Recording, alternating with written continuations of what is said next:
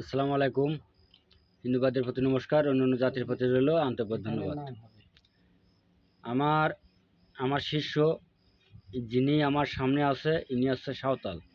এখন আমি ইনারকে একটা বিদ্যা দিছি, হাড়ির পরে লিখে এবং বশীকরণ বিরাজন দিয়া। তাই আমার শিষ্য তিনি এই বিদ্যাটা লিখতে পারবে কি পারবে না, তাই আমি নিজে তার তার পাশে থেকে আমি বিদ্যাটা লিখাচ্ছি। আপনারা দেখেন যে এটা সত্য কি মিথ্যা। তা আমার থেকে যদি কেউ বিদ্যা গ্রহণ করতে চান, দয়া করে আমার বাড়িতে আসবেন। আমি আপনাদের ঠিক এই কায়দায় হাতে কলমে আপনাদের আমি শিখাবো। হাতে কলমে আপনাদের আমি শিখাবো, তাতে কোনো ভুল নাই। তবে এই নকশাটা লিখাচ্ছি যে সে কতদূর শিখেছে।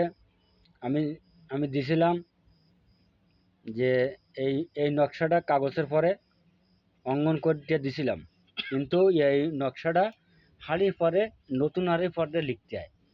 নতুন হাঁড়ির পরে লিখে তারপরে বিসর্জন করতে হয়। তা দেখেন আপনারা, আমার শিষ্য সাঁওতাল, ইনি সাঁওতালি। তা ইনি কী কায়দায় আমি যে বিদ্যাগুলো দিছি কী কায়দায় অঙ্কন করতেছে আপনারা দেখেন। আপনারা দেখেন যে এটা সত্য কি মিথ্যা।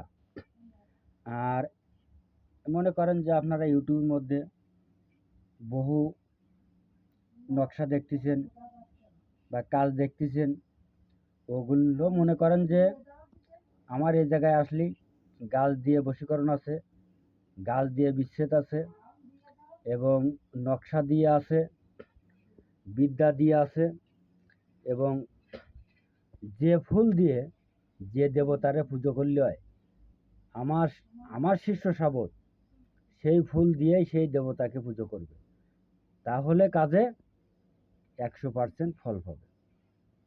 আমার এই ভিডিওটা যদি আপনাদের কাছে ভালো লাগে, দয়া করে বেশি বেশি করে লাইক করবেন এবং 5-7জনকে শেয়ার করে দেবেন। আর আমার থেকে যদি বিদ্যা শিখতে চান, আমার বাড়ির ঠিকানা খুলনা জেলা ডুমুরিয়া থানা 4 নম্বর খনিয়া ইউনিয়ন। আমার নাম হচ্ছে গুরু রিয়াদ কবিরাজ। আল্লাহ হাফেজ, ধন্যবাদ। সকলেই ভালো থাকেন, সুস্থ থাকেন এই কামনাই করি।